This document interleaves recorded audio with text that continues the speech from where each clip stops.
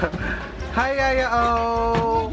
Welcome to, welcome to my vlog! So, say hi naman! Hi! O, kwento mo naman kung ba't purple lagi sinusuot mo sa bahay. Anong story niyan? Laging tinatanong sa akin ni Makmak kung bakit ito daw lang yung damit na to ang lagi kong sinusuot dito sa bahay. Okay. Although luma na siya at talagang mukha na siyang basahan. Ilang years ka na sa amin? Dito ako komportable isuot. Ilang years ka na sa amin? 11 years na ako sa kanila. And buhay na buhay pa rin yan. Ito ang kauna-unahang damit na binili ko since dumating ako dito. Kaya masyado siyang memorable sa akin kung bakit hindi ko siya maitapon. Kaya sa aking mga fans, pasensya na. Talagang bawing-bawi na lang sa face. O mag-English ka naman sa mga English, sa mga hindi marunong mag-Tagalog na fans mo. Oh, hi to all my fans out there.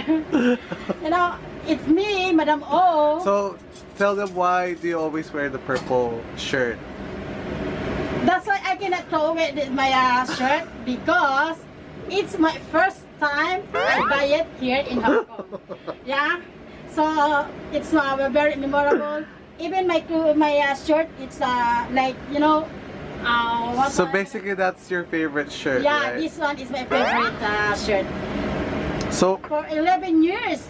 11 years? Yeah. Oh my God! You see?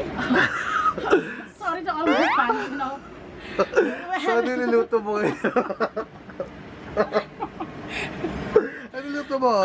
Explain what you cook for us. I prepare dinner for the family, you know. This is chicken Tamad na wings. luto yan. Yeah. Pagtamad si Yaya, yan ang mga niluluto niya Yes. sa amin. Pag masyadong naiinis ako kay Makmak, ito lang yung mga niluluto ko sa kanya. Para hindi na siya magreklamo pa na masyado. Oh. Yan. Sige na. Sabi mo, up to the next vlog. Okay, up to the next vlog. So see you guys. Bye!